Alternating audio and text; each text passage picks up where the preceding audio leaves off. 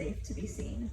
To be put in the spotlight or have attention on myself usually means I'm in trouble or blamed for something or gonna get teased or made fun of or criticized for not being good enough.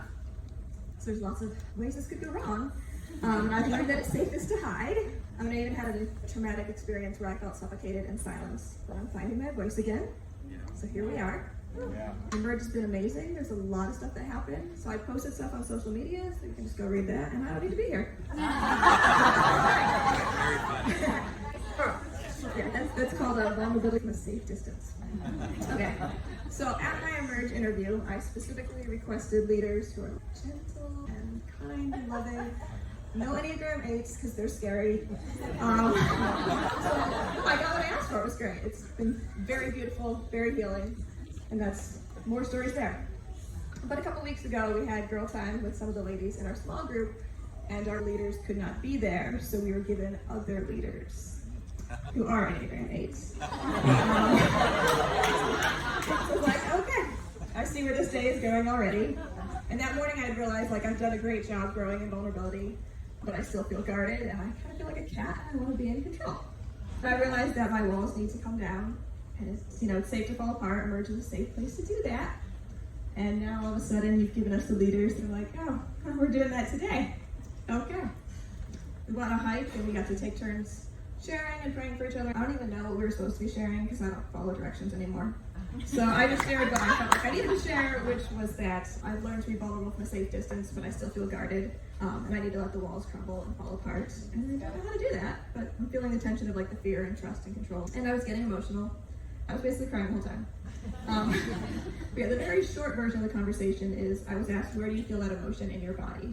When I feel it in my stomach as a tightness and burning, kind of like an intense fear and dread of what could happen.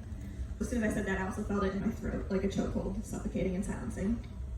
And one of the leaders said she saw a little girl holding her belly, holding on to fear, and she's like, that's trauma that you've been pushing back down and you need to let it out. So your body can heal. But I want that, that's good. But I've held this in for 30 years. I don't know how to just let it out. So I was handed a rock. Sometimes it helps to throw something. It's not that hard to throw a rock, but I was feeling the tension of this war inside me. I know how to throw a rock, but I couldn't do it. I was in fight or flight or freeze, and I froze. So yeah, I just feel like this cute little girl as I stood there brushing the dirt off my rock.